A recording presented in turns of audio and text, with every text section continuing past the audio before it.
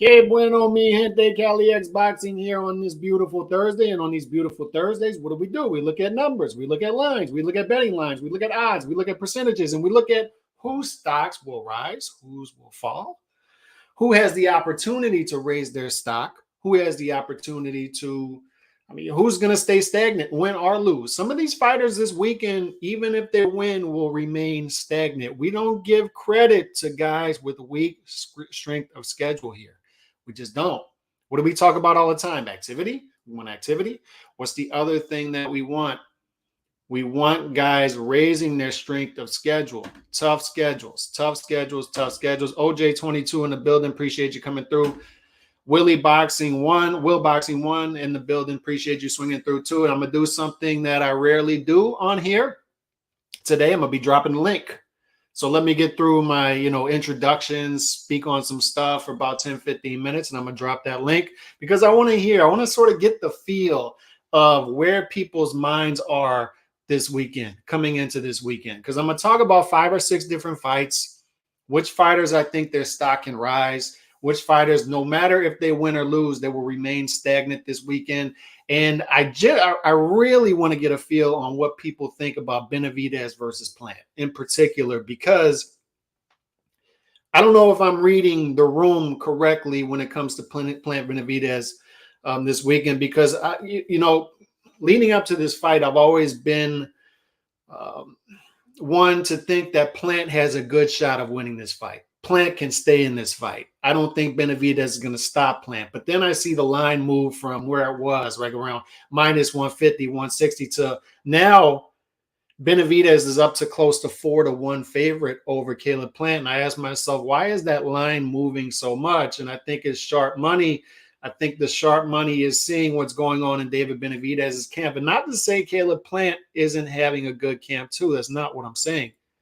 Because he looks like he's in shape as well. He looks like he's determined as well. I'm not taking anything away from him. But when you see David Benavidez show up middle of the week on fight week, looking how he's looking, and then you start to piece things together and see that Memo Heredia has been in his camp. And look, I'm not throwing out allegations. That's not what I'm doing. For the people who know me by now, I could care less about drug testing, drug use. I don't think we'll ever get a handle on it. So I'm just not going to spend my time caring about it. I simply want to see the fights.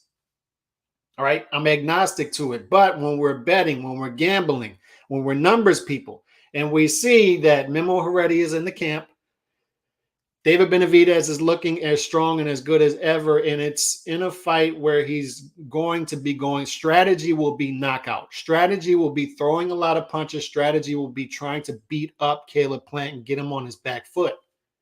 That's the strategy here. So when I see Memo Heredia, when I see the line moving, when I see David Benavidez looking as great as ever, at least physically, and he seems to be having a strong camp, I start to put things together, and it starts to make me hesitant about putting money down on Caleb Plant, even at a plus 280.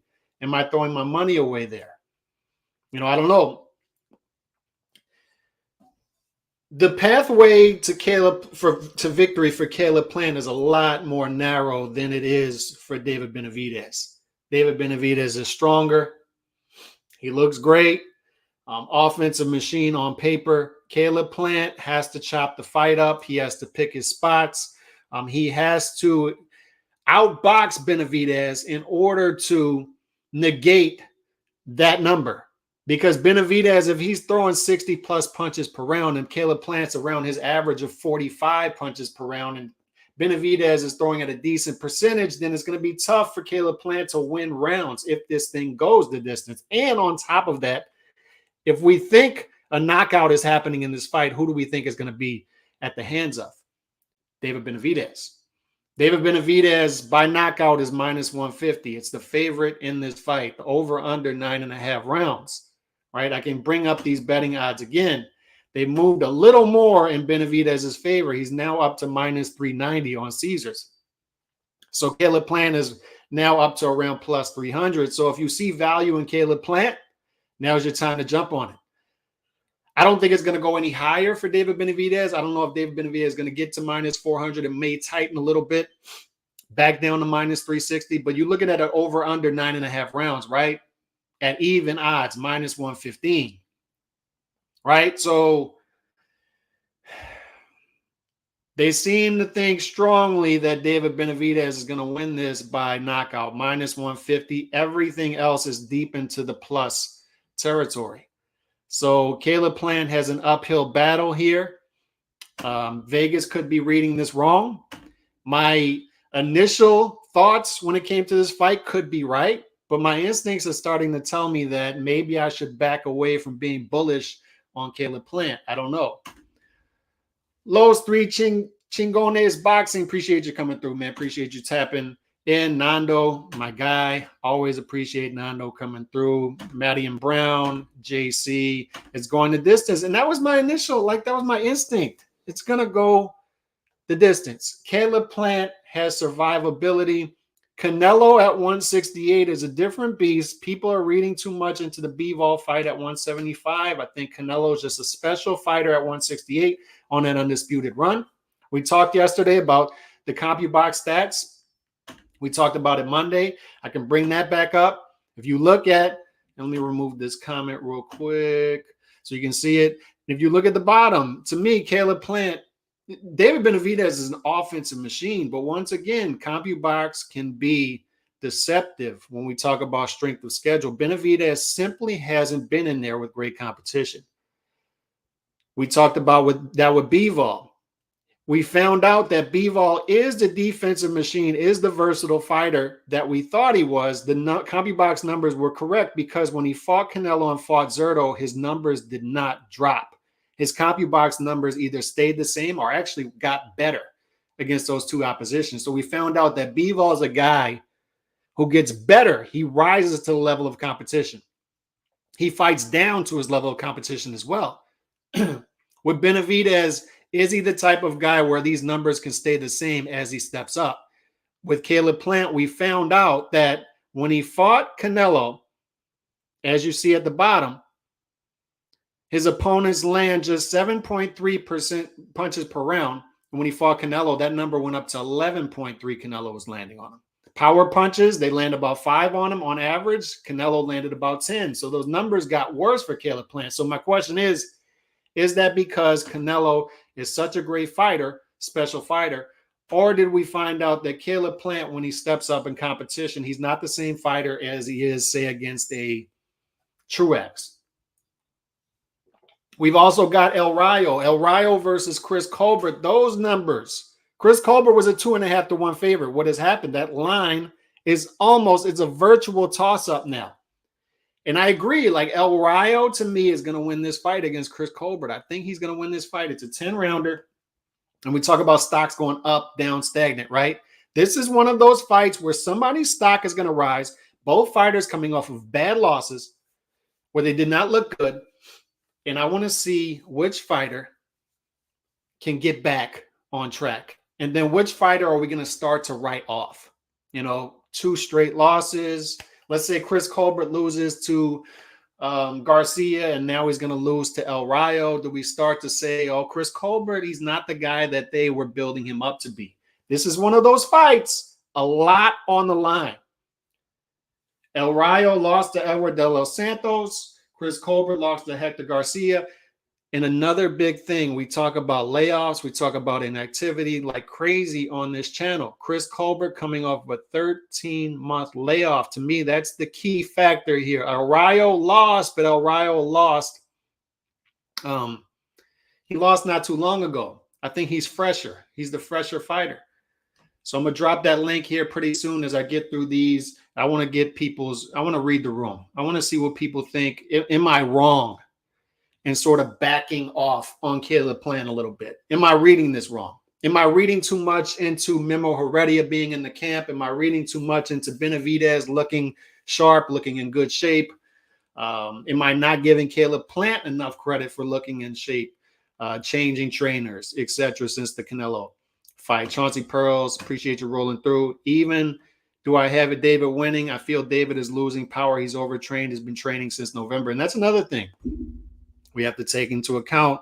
Are people overtraining? Deontay Wilder looked incredible going into the second. in third fights with Tyson Fury. What happened?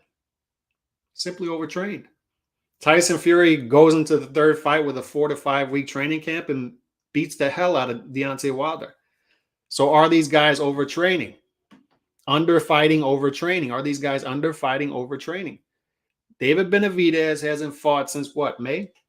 And he fought against Lemieux. And Caleb Plant only fought once, but he fought against better competition, a top 10 win against Durrell, and he was coming off of a fight with Canelo. So Caleb Plant's got some things going, right? In that he fought the number 1 guy and lost. He stepped up, fought a top 10 guy, won by vicious knockout, and now he's going to be fighting the number 2 guy in the division. These are things we like to see as boxing fans, right?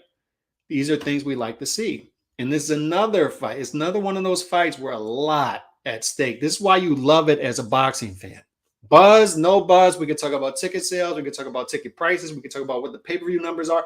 But we're going to keep it positive today. This is one of the fights we love to see. It's overdue. It's long overdue. They let it marinate. They let it over-marinate. They let it breathe too long, but we're still here. We're still here. Not in time, but good enough. We're still here. A lot on the line. One of these fighters' stock is going to rise to where people are going to say, he definitively won that fight. If they definitively win, no controversy.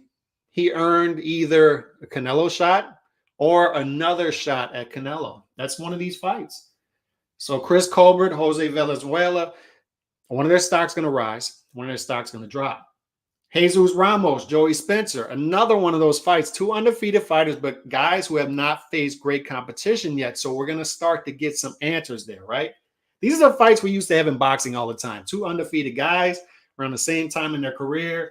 For Ramos, I'm reading here, this is 4th 10-rounder. Joey Spencer is only his 2nd 10-rounder. Ramos has fought better competition, but he's also coming off of a 10-month layoff. And that's the frustrating part, is some of these guys simply need to be more active for the point in their career that they're at. Cody Crowley, another guy. I understand he has some family issues, family drama, but these are guys who need to be more active throughout their career. He was not that active before he had the family issues. Southpaw, 1-year layoff, once per year fighter, only his 2nd 12-rounder. Cody Crowley should not be in his only in his 2nd 12-rounder. He should be further along than that. This is a guy who's a legitimate top 10 guy in the weight class, but simply not fighting great competition yet. Abel Ramos, Orthodox, also 14-month layoff. And they wonder why they can't sell pay-per-views. They wonder why they can't do it. It's because these guys simply don't fight enough. They simply don't fight enough. Out of the 8 guys on this televised pay-per-view card, only 5 of them have fought only once in 2022. 5 of them. That's why you can't sell pay-per-views, fellas. But Ramos has lost 2 out of his last 3, lost a split decision to Ugas. And there's a WBC eliminator. And the reason I want to bring that up is he lost a split decision to Ugas, so he's a good fighter. He's a good fighter. He's good enough to test the Cody Crowley, and this is a good resistance-type fight for Cody Crowley, but still not enough, in my opinion. Crowley needs to step it up. He needs to step it up. Congora versus Mbilli tonight. I love that fight. Mbilli, a guy, if you look at this right here. I'm going to bring up the 168 division. This is what it looks like. I'm going to get to comments in a minute. I'm going to put the link up as well for anybody who wants to get in.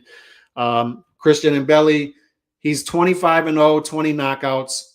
He's been on the top 10 list, Ring Magazine, for about a year and a half now. And he's another guy. We look at John Ryder. We look at Mbilli. What are they doing that their peers are not doing? David Benavidez, Caleb Plant, David Morrell Jr. These guys fly off the eye test. If you bring up those 3 guys' names, we would all say the eye test tells us that they're better than a John Ryder and an Mbilli. But if you look at the top 5 and the champion, Canelo Alvarez, Canelo's active. John Ryder was active. John Ryder is the only guy on this list with 2 top 10 super middleweight wins in 2022. We brought that up. He's earned his shot at Canelo. Despite what the narratives out there are saying, he's earned his shot at Canelo. And then we look at Mbilli. He wins this fight against Congora. Congora, once again, a good resistance fight, and this is a WBC eliminator. But since it's a WBC eliminator, do not expect Suleiman to order Canelo to fight either one of these guys if they win. What likely happens is they'll try to order or they'll try to make a fight between a Benavidez Plant winner in the meantime, right? Before a possible Canelo fight for the Benavidez Plant winner in 2024. But Mbilli, a good fighter from France, undefeated, has knockout power. Been on this list for a while, but he fought 3 times in 2022. 3 times. He's been active. He's been separating himself from his peers. He doesn't fly off the radar with talent, but he's been separating himself from his peers through activity. John Ryder, the same. All right, so we talk about that separation process, and we also look at Jose Ramirez, Richard Commey. Jose Ramirez remains stagnant despite, even if he beats Commey, because Commey is not the guy we wanted to see him fight. Commey's been, his stock's been going down. He doesn't belong in the weight class. He's not as strong in this weight class. This is just a throwaway fight. It's a stay busy fight, and this is frustrating from a Jose Ramirez fan like myself. Jose Ramirez was known as the guy at 140 who would take on all comers. He's earned his shot at Undisputed. He fell short. No shame in that. Comes back. Decent comeback fight. But since then, inactivity, talking himself out of fights, and then he fights this fight. I still give him some leeway, but he's got to do something bigger after this fight. This is a throwaway fight. It just doesn't interest me. He's a minus 850 favorite now. He's up to close to 9-1 favorite. It just doesn't do anything for me as a fan. Lawrence Okolie versus David Light. Okolie should win this fight for the WBO cruiserweight title. I don't want to spend too much time on that one because it's just a fight Okolie. It's a good fight, but a fight Okolie should win against David Light. He's a 7-1 favorite. So possibly we'll see some upsets this weekend. I hope so. I hope it's one of those type of weekends. It's always good. You know, we can talk about this till we're blue in the face. We can talk about odds. We can talk about nerd stuff.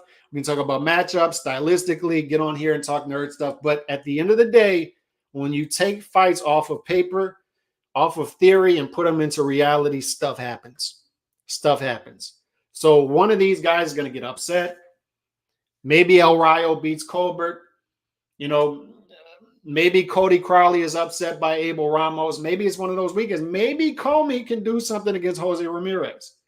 Maybe David Light can pull up an upset. And maybe Caleb Plant. Maybe I'm reading this wrong, and Caleb Plant can do what I thought he was initially going to do and make this a fight.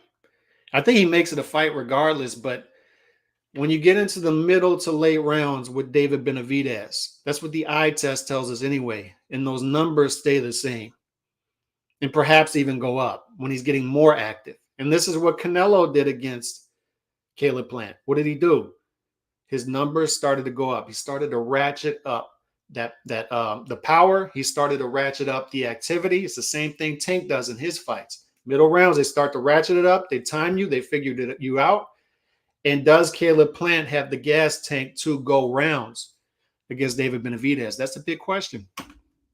Can Caleb Plant land a left-handed counter shot to change the course of this fight? He's capable of it. We'll see. Is David Benavidez overtraining? Will he come in weight drained? These are all wild cards. Even do I have David winning? I feel David is losing power. I think I got to that one. Styles make fight. David the wrong style for Caleb, period. Fair enough. Shoe shine boxing. Appreciate you rolling through, my man. Memo Heredia has David shredded. First time I've seen his core so strong. And look, once again, I'm not throwing out accusations, but as a betting guy, what's the higher percentage? Is it a higher percentage that Memo Heredia is the guy he's always been? He's just a mad scientist who's figured out his way to get around even VADA testing, which isn't foolproof. Anybody will tell you that. And the reason he's only in boxing is because boxing is boxing. Or did he have a Saul Tarsus, Damascus Road type of 180 turn in his life and decide, oh, I'm not going to be the mad scientist anymore. I'm just going to go to legal strength and conditioning and get these guys in shape. What's the higher percentage? What's the higher percentage there? I'm an odds guy. I don't know. Rayo is going to drop Chris. I think that's the plan. The plan is to throw stuff at the wall and just make Chris react and react and react and react. But 22-foot ring, as Nando brought up, that definitely favors Chris Colbert. One of the best channels, intellectually sound and brutally. And I appreciate that. Definitely appreciate that. Rayo hype has always been premature. I agree with you. But I think the same of Chris. I think the same of Chris. I mean, I think the guy they made Chris out to be or tried to is O'Shake Foster. O'Shake Foster in reality is what they were trying to make Chris Colbert out to be. It's the same thing I used to say about Broner and Crawford on this channel a decade ago, right? Is you're trying to make Broner out to be the pound for pound guy. You're packaging him wrong. You should be packaging Broner as just an exciting fighter and just put him in exciting fights. You shouldn't be getting people's hopes up because it's going to come crashing down. And again, it did against Maidana.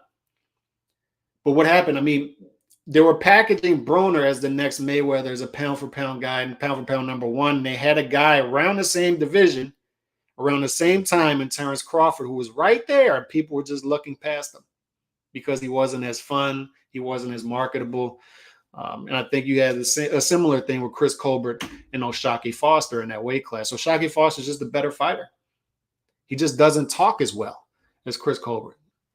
Yep, I agree, Nando. Rayo and David had some serious intensity in their eyes yesterday, while Colbert and Plant were too chill.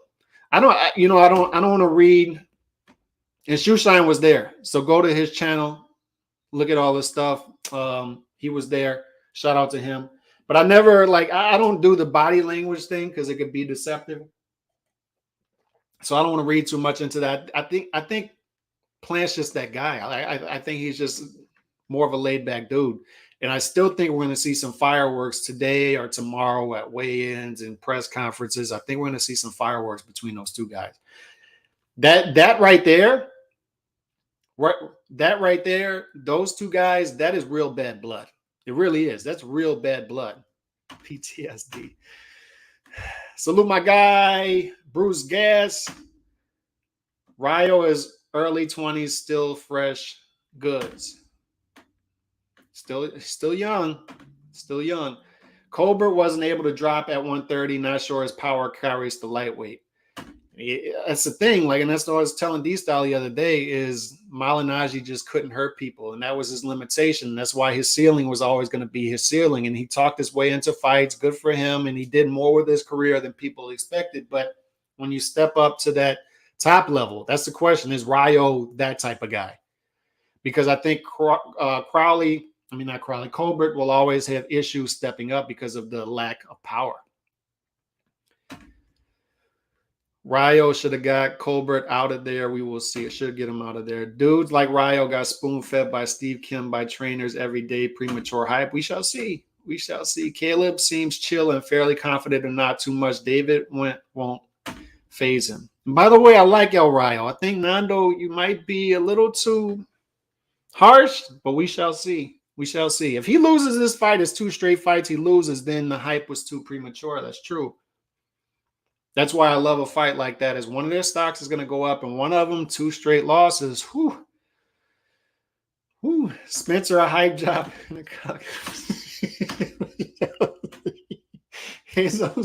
Y'all mean today. Good Lord. It's Thursday, man. It's almost the weekend. Jesus Ramos is Raul Marquez 2.0 for better or worse. And we'll see what he can do. Jesus has a better resume. Molina was Olympian and Brian Mendoza win, and Fundora next opponent. Crowley, cool ass dude. He's dedicated his fight to his dad that recently committed suicide. And that's why I say, I give him some leeway for fighting once last year and taking time, but there was inactivity before that, is my point. So we can't write that off to all of it to inactivity, to the family stuff. PBC puts them in the freezer for a year, then tries to microwave them like TV dinners. Ramos will brutally hurt Spencer. Ooh, okay. Julius, I hope so too, but as Jesus stepped up, his KO streak is over. Abel Ramos upset alert. And that's what I'm talking. Will we see those type of fights this weekend? As inactivity goes up, upsets should also go up, right? Because these guys simply aren't active enough to stay sharp at the top level. So these contenders who have been active, they're sharper. They're more prone to pull off upsets. We talked about Christian Mbilli earlier. He's climbing the ranks in the division because he's simply active. He fought 3 times last year. He's knocking guys out. Joey Spencer has close fights with club-level fighters. I got tickets to the Ramirez fight. Super tempted to stay home and watch everything on TV. And that's the thing, Nando. Like, why didn't they put that fight earlier or later? It's on the West Coast. Maybe put it later. Although Benavidez plants on the Western time as well, but why not? Why are you doing it the same exact time as Plant and Benavidez? Ramirez versus Rougarou will be a war. David Light upset alert. Ooh, okay. I'm rooting for Benavidez, but just because he's excellent shape doesn't mean he's changing his plotting style. Okay, so maybe since he's more muscular, maybe since he's going to the 168 well continuously, maybe he's going to be more plotting. Maybe it will be a deficiency for him. Maybe it will backfire on him. Who's ducking? Usyk or Fury? I don't know, man, but who did this? Who did this? Which one of y'all did this? Which one of y'all did this? Who's ducking? Who's ducking? Who's ducking the dog walking? I just hear like people telling me, oh, Usyk was going to dog walk him. Fury, he had his toughest fight against USS Cunningham. That's what he said. He doesn't like fighting smaller guys, blown up middleweight. He had the blown up middleweight. Everything was agreed to. Everything was agreed to. That's all I'm saying. And I'm just asking, who did this? Which one of y'all did this? That's wrong. Y'all are mean today. Y'all are so mean. Tuning in from San Diego. Shout out to San Diego. I heard it's a beautiful, lovely place.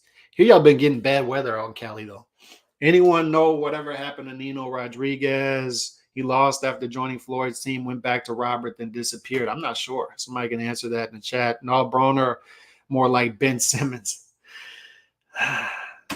If Benavidez wins, he should move up to 175. That's if Canelo doesn't give him a shot at the belt. He's sticking around, man. He's waiting for that. He's waiting for that shot at Canelo. That's for sure. And I just dropped the link. So anybody who wants to come on, talk about the fights this weekend, give your prediction. Am I missing anything? Am I missing anything in the preview? Give some betting advice. Who do you think is undervalued? Who do you think is overvalued? Whose stock do you think is going to rise this week? Come on out and give your predictions. So that link is there if you want it. And this is D-Style's work right here. Zerto lost to the scale. Why are y'all so mean with the memes? D-Style's mean with the memes too. What is this? Like, what are y'all doing with Zerto? Miss weight by 12-pound starter pack. Got the Mexican food.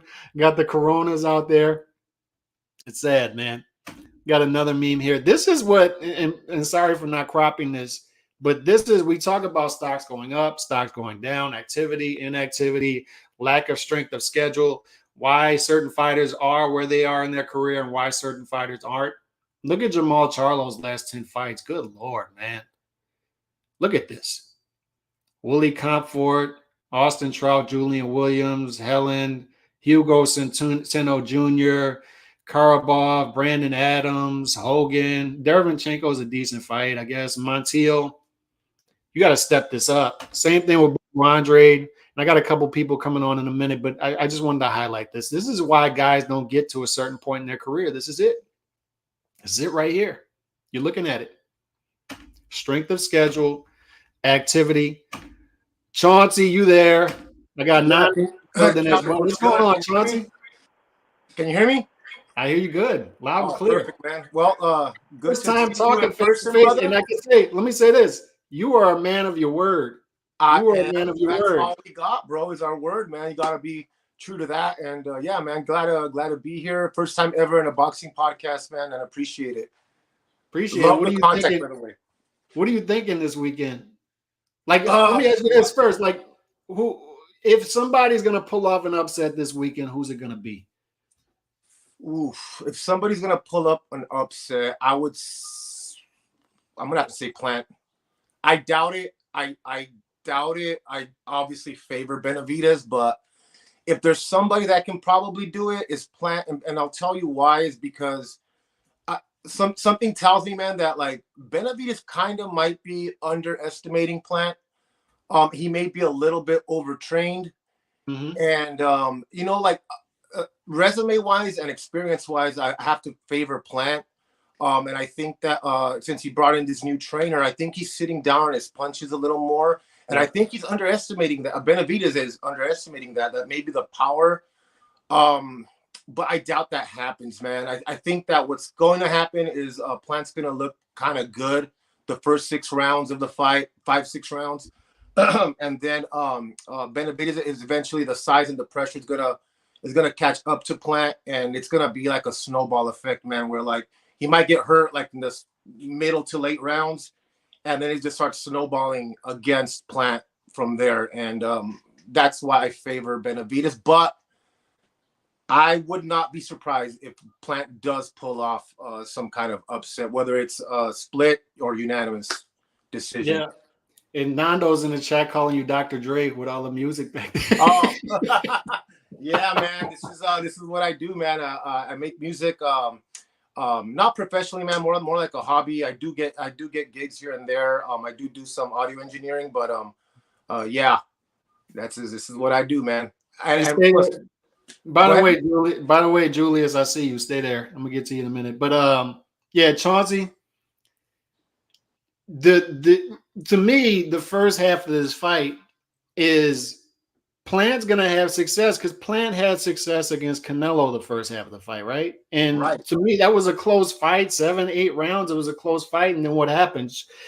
Canelo starts to ramp it up, and Plant starts to fall apart, right? And that's the big question everybody has, and that's why the over/under set at 9.5 with even odds is what happens then. What happened? That's when it starts to go sideways for Caleb Plant in theory, right? Can he take that power? Can he take David Benavidez still throwing 65 punches per round? Can he do it? That's the question. Yeah, for sure, man. But yeah, I think the odds are pretty where they should be. I think Benavidez is definitely the favorite, but I don't know. You know what? I was gonna ask you this too, man. Like, for me, I understand that, like, pay-per-views, too much pay-per-views, whatever, but I don't feel as bad paying for this one as I would of, the ones in the past right now. I think this is a great card. I'm excited to see the Rayo fight, and also good card. It is a good card. The Ramos versus what's it called? What's his name? Cody Crowley. Yeah. All these, it's a good card, man. I feel maybe there's not a lot of buzz, but we still got the press conference in a few hours. Hopefully, there's some fireworks there, and I feel kind of excited about this card, man. I'm kind of hyped up. Ramos versus Spencer, Crowley versus Ramos, and then you got the big one to me. The big undercard fight is El Rayo versus Colbert. Yep. I like that fight a lot. I hope Colbert doesn't stink it out. I hope El Rayo doesn't allow him to.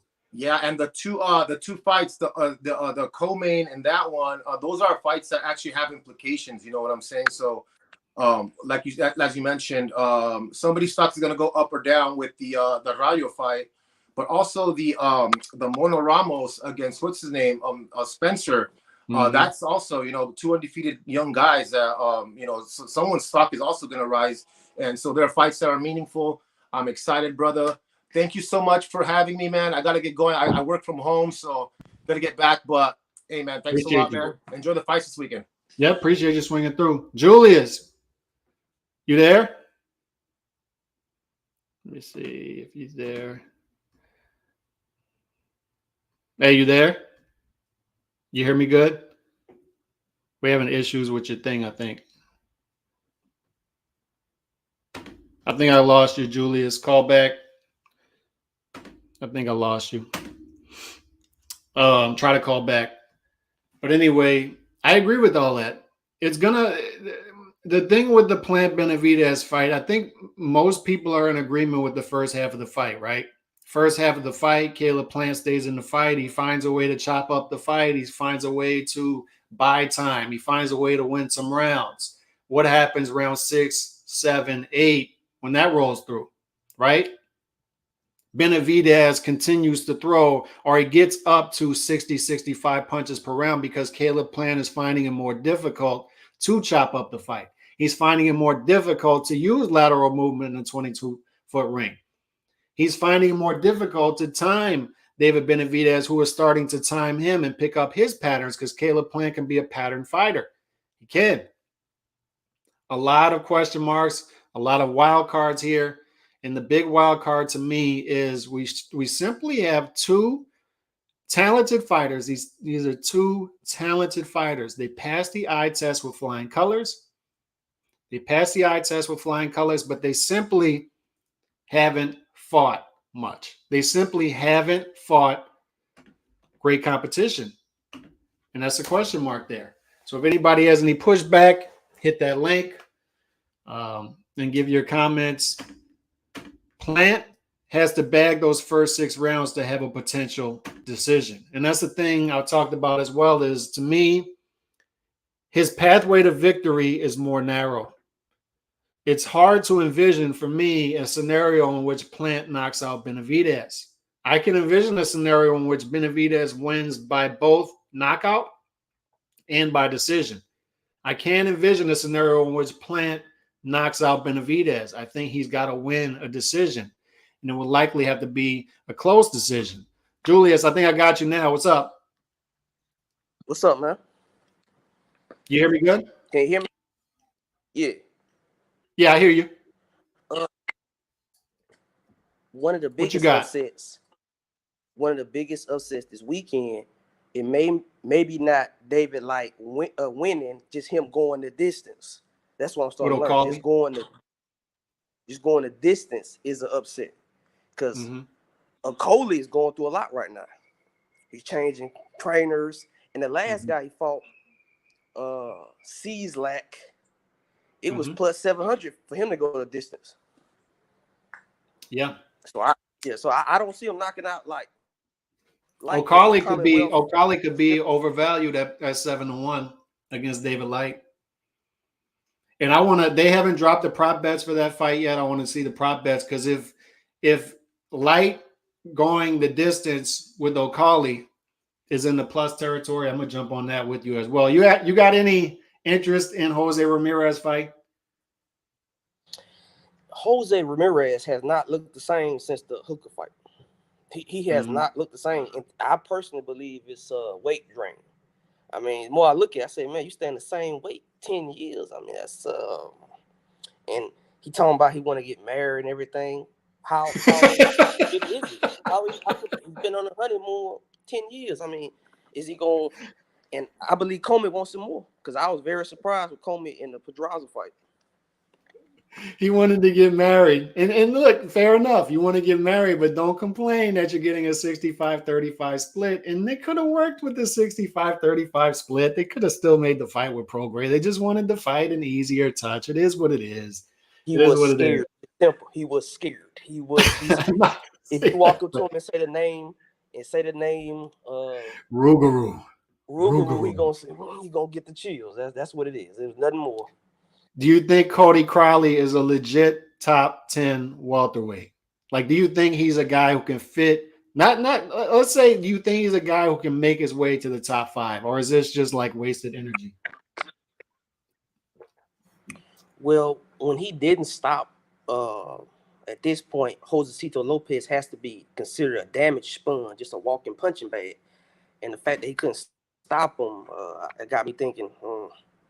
Because Abel Ramos, even though he lost that, he stayed with Ugas. He stayed with him, and Crowley has no power. So, and I see Ramos attacking him from the start. And if just for people watching this, when a fighter, A side has a low power rate, that's when I'm always in the upset. When because last time I said this, Caleb Plant, he literally tried to slap Canelo. We forgetting that he literally tried to slap him at the press conference. Tried to slap him. He said it landed. He said it landed. But we know Canelo landed because of the glass. You don't, if you're gonna slap somebody, you don't keep the glasses on. You take the glasses off before you do the slap. We know the punch landed. We know the Canelo slap landed because the glasses messed up his face. But to me, the undercard fight of the weekend is Valenzuela versus Colbert. Do you think Colbert's all hype job, all talk, or do you think he can right the ship in this fight? Well, you've been watching boxing longer than me, probably, but if I've noticed something last couple years I've been watching it, when a fighter has a loss, in the loss, we say, was it a loss in trying, or was he trying to survive? And Colbert went to survival mode. He didn't at all. I'm gonna be honest with you. After that fight, I lost all respect for him because he didn't try at all. He didn't try at all after he got dropped. He was a wrap, and I'm saying, Jose gonna hit you with something way harder.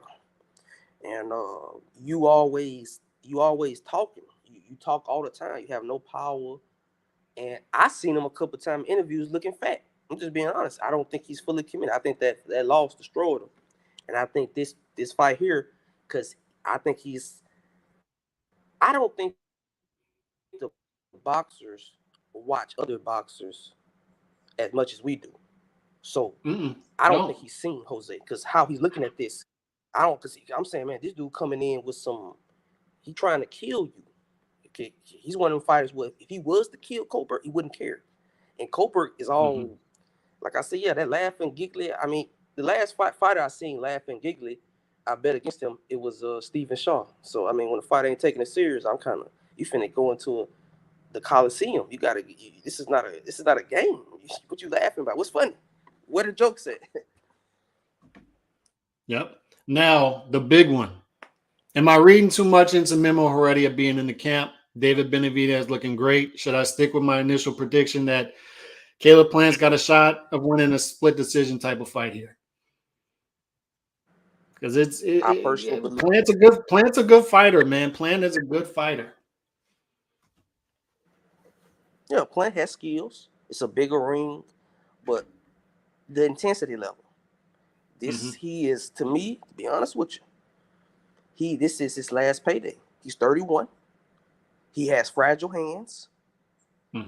These are not things, he's one thing. See, nobody's talking about this, but Caleb Plant could be seen as an overachiever. He was a major upset. It was a major upset when he beat Kusastaki. So to me, I feel like Caleb has already reached his plateau. David, on the other hand, to me, he can move up to 175 and be honest with you, be a contender. And like you said, man, he got the scientists in his team. I just being honest. So you think Benavidez knockout? That's what you're thinking? I think decision. That still is a major. I think Caleb has what it takes to survive. However, I think over. I would take me. I'm taking over. I don't know, because I am too. I think I'm going over. He could have got. I'll be honest with you. Just being honest. A lot of fighters could have got up from that Canelo lockdown and made it to the 12th round. I'm just saying. I seen a lot of fighters get knocked down 4 or 5 times and still make it to that final bell. The fact that he didn't make it to that final bell, it just, I don't know. Can I say he's 30? Canelo's a beast at 168, though, man. Canelo's a beast at 168. He just is. Look what he did to Billy Joe. And Billy Joe was a good fighter. I know they tried to do the revisionist history on that, but Billy Joe could fight. 2-weight world champion. Yeah. Yeah. But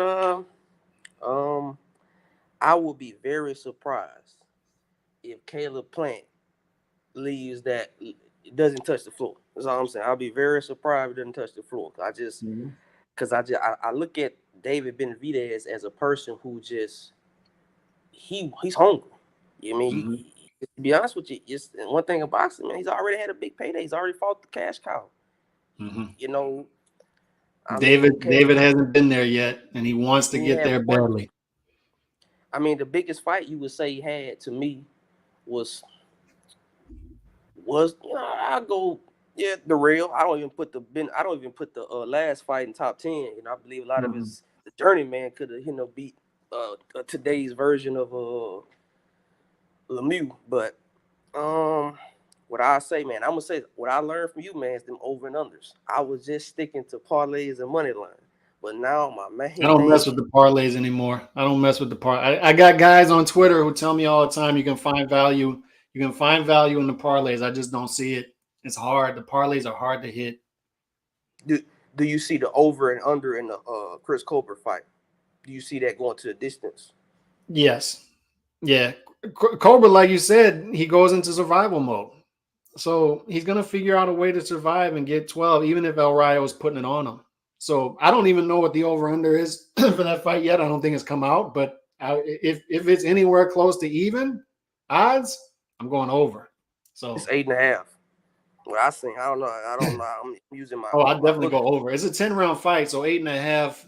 They're basically saying, will it go the distance? So I bet the over there. I think it's going the distance. 10-round fight. Colbert, he'll survive. Appreciate you swinging through. Any last thoughts before I let you go? I just can't wait till Tyson Fury leave because I just don't like it. I just, in my opinion, this Tyson Fury outside of the Wilder and Klitschko fight, he's been what, minus 1,000, 2,000, and guy, to me, I was disgusted with absolutely disgusted with his last fight against Chisora. The whole point of boxing is why we watch it is because it's too. And on top of that, why you bring it up? The point of the Chisora fight was to get him ready for the Usyk fight. And we all said, okay, if you fight Chisora now, at least he's fighting Usyk next. And he's not even fighting Usyk next. So it's terrible. Man, it's terrible all the way around. Usyk, he gonna stop and have him crying. But you have a great day, man. You too. Appreciate it.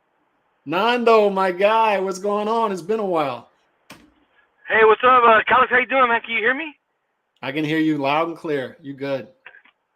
Hey, dude, it's because breaking up on my side. Maybe I don't know. Maybe I should try back later. I just wanted to give my prediction. I got Plant by unanimous decision. I think that 22 for a ring is gonna make a big difference. Yeah. Ooh. I like it. I like it. Yeah, I'm rooting for David and everything, but I just think David's never been on this level before. I think his plotting style kind of plays into Plant's hands a little bit, and I don't know, man. I'm super excited for the fight. Maybe David Benavidez should watch that Margarito Cotto fight, for some. Yeah. The early rounds are going to be key. If he goes to the body a lot, then he has a good chance. But if he's headhunting the whole time from the beginning, I think that's going to play into Plant's hands. What do you think, Alex? So Memo in the camp, that doesn't change your mind at all? Like that? I'm reading too much into that. Memo Heredia. It's breaking up, Cox. I'm sorry, dude. For whatever reason, it's breaking up on my side. But yeah, I got you. Thank you for taking. I'll try you next time, dude. Thank you. And that's my guy, Nando. Appreciate you coming through, Nando. And I appreciate the super chat, Chauncey. That was fun. Hope to be on again one day. Thanks again for another great show. Appreciate you. Definitely appreciate it, man. It comes down to Plant's movement and angles and David's pressure and stamina. That's the key question. Is both of them bring something different to the table? And I feel like this fight's going to be a race to the finish line. That's what it's going to come down to. The first 6 rounds, I feel like I have a good idea of. David's going to try to invest in the body. David's going to try to attack. David's going to try to use his size and get that working as early as he possibly can. Caleb's going to try to box, use the lateral movement. But as Nando just alluded to, as I've alluded to, watch Cotto versus Margarito 1, watch Cotto versus Margarito 2. The key difference is there where Cotto was using too much of the ring. Cotto was using too much lateral movement. Cotto was giving up too much ground. And in doing so, Margarito continues to move forward. In theory, it sounds like the right thing, right? Use as much ring as possible against the bigger pressure fighter. But in doing so, you're giving up ground and you're allowing him to come forward and use his size and get things going, fight off the front foot. There's a big difference between Benavidez front foot, Benavidez back foot. There's a big difference between Margarito front foot, Margarito back foot. Mosley started to show that with Margarito. Mosley did not allow Margarito to get things going on his front foot. He did not, once his back touched the ropes, he's either clinching or he's spinning off and then pushing Margarito onto the back ropes. But he's continually pushing Margarito back or standing his ground. And Cotto watches that fight. He implements that in the second fight. He does not give up any ground. If Caleb Plant's using a lot of aerobic energy early in the fight, if Caleb Plant is going backwards, using lateral movement too much, he's not capable of keeping that up through 12 rounds. He's not. He showed that against Canelo. Once they start to ratchet up the power, ratchet up the offense, ratchet up the activity, and their activity stays the same or goes up, it's going to get more difficult for Caleb Plant to get to that finish line and get to a decision. Caleb Plant has to chop the fight up early. He has to stand his ground. Easier said than done. It's easy for me in this air-conditioned room behind this microphone to say this stuff. It's easy. It's easy. It's hard to implement. It's difficult to implement throughout 12 rounds. Because what happens, Caleb Plant, although he's not using all that aerobic energy, what is he doing? He's using a lot of that wrestling energy, right? That takes a lot out of you. You're holding, you're grappling, you're keeping one hand open to throw some punches, going back and forth. And in doing so, you're expending a lot of energy that way as well. But you have to chop up the fight if you're Caleb Plant. You have to. You have to stay away from trades. Stay away from trading. Stay away from trading. Do not trade with this guy. He throws 2 or 3 punches. You got to get to his hands. You got to handcuff him. And you should not be throwing combination punches over 2 to 3 punches. Throw 2 or 3, get a little grapply, get a little cagey, work your inner Bernard Hopkins, and chop up this fight. You got to. And I hate clinching. I hate it.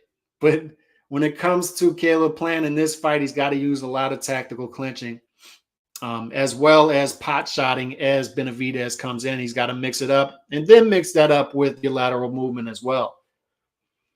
But it's a tall task, I think, for Plant. But it's a task, as Nando said, in which it's possible. It's possible. Like 4-1 odds, it seems crazy, but in boxing, that's actually pretty close compared to what we've seen. O'Kali, 7-1. Jose Ramirez, close to 9-1. I mean, 4-1 odds, 3.5-1 odds where it should settle in at. It's pretty close to toss up compared to what we've seen. Nando, explain, please. Let's see. I agree with Nando. No knock on Benavidez, but I just think Plant is all wrong for him. We're getting some more Plant, and that's what, when we did the poll on Monday's show, me and D-Style, it ended up 57% of people think Benavidez is going to win, 43% for Plant. So although Vegas is not giving Plant much love because that those odds continue to widen, I think boxing fans are starting to give Caleb Plant a little bit of respect, and I think that's natural for the underdog to get a little more love as the fight gets closer from the fans. The difference was Pac beating the out of Margarito. That's true too. That's also true. I believe Plant outboxes Benavidez. All right, here we go. I like Plant by decision. All right. My girl Liza over there on Twitter. Appreciate you rolling through, but I am bothered by Memo Heredia being on Benavidez's team. That's not something to overlook. It's just not. It's not something to overlook. Who had Memo in their corner in 2013 when they pulled off a shocking knockout? Marquez against Pacquiao. And look, I don't like. Well, once again, I'm not accusing anybody of anything. It's just I'm looking at things as a betting person, and I look at history. And Memo's the guy you bring in if you want to focus on power. He's big on lifting weights. You look at, if you go back in Memo Heredia's interviews 10 years ago, 12 years ago, what's he talking about? As he comes back from what he got in trouble for, and he comes into boxing, turns a new leaf. And what's he focused on? He said the boxers are in the caveman era. They need to get with the times. So what does he focus on? He said all boxers should be lifting weights. Boxers should be weight training. He focuses on getting fighters down to weight while keeping their power. And not only keeping their power, developing their power even more, bringing it out of them even more. That's Memo Heredia. So when I see Memo Heredia and Benavidez's team, they're focused heavily on knockout. They're focused heavily on throwing a lot of punches early, I believe, and getting Plant the hell out of there. Being able to throw at the same output each round, or maybe even go up, as Caleb Plant, who is being accused by some people as a front runner, a guy who wears down. His gas tank isn't there late in fights. That's where they see the fight. Second half of the fight, we're going to ramp it up. We're still going to have our power. We're still going to have our energy. We're still going to have our gas tank.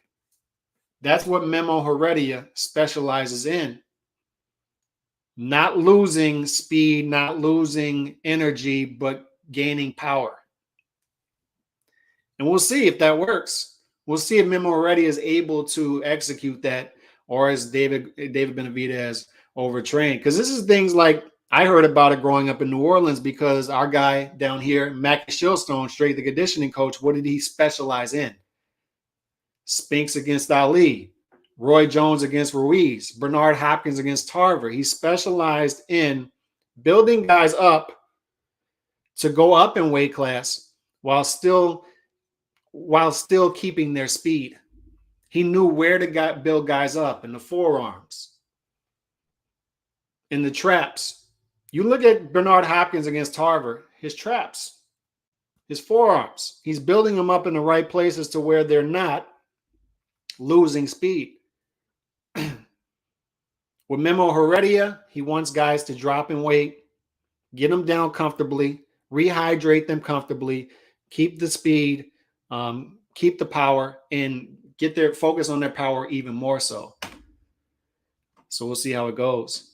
It's not something to overlook if you're a betting guy, but I'm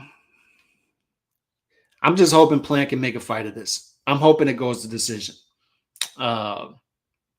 I want to see if Benavidez can win a decision fight. We know he can knock guys out. I want to see if he can win a decision fight. And that's weird for me as a boxing fan to say, because I want to see knockouts, but I want to see if Benavidez can win a decision fight against a boxer like Caleb Plant. If Plant's going to stick and move, I see Bena allowing it and letting him come, and Benavidez allowing him to come into range. We even got a Jose Zepeda GBP, the zone card this weekend. We got to fight this. We got to fight tonight. Remember that. We got to fight on the zone tonight. I believe it's the zone, or is it? Yeah, I believe it's the zone. It might be ESPN Plus. I don't know. I believe it's the zone. And Mbilli and Congora. Good fight at super middleweight. Benavidez by KO. I feel like both have good hands, and Plant's power is underrated by some fans, but David's feet are limited. I think the feet will win it for Caleb. All right. All right. I've heard several people now say that David Benavidez is a plodding fighter, slower plodding fighter. I just think the speed and the combinations will be too much for Plant. Early body work will be key for Benavidez, typically a headhunter. Great fight when you mix in the bad blood. I'm getting excited about it now.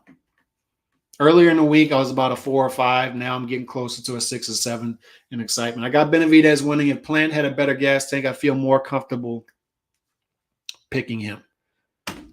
Fair enough. What is the quote Max Kellerman says? A good big man will always beat a good small man. I think that is exactly on point with what's going to happen in David's favor.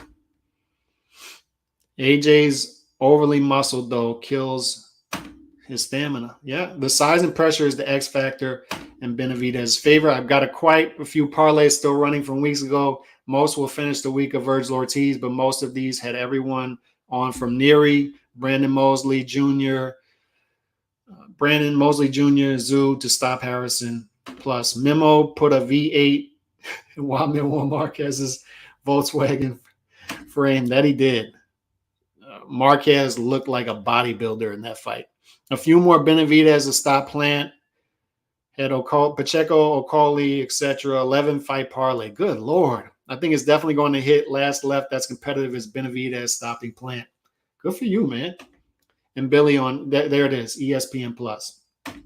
So that should be a good fight. I'll be watching that along with March Madness tonight. So a good sports viewing fight for me because I think Mbilli's going to pass that test. I think he's going to pass that test for Congora tonight, and he's going to be another guy to watch at 168. But it wasn't a huge, so stakes, big loss, or anything more to prove I could do it. Gotcha. So on that note, man, I appreciate everybody swinging through it. I appreciate all the callers today, Julius, Chauncey Pearls, Nando. Appreciate all y'all swinging through. As always, man, always appreciate y'all coming through. Y'all have a great Thursday. God bless.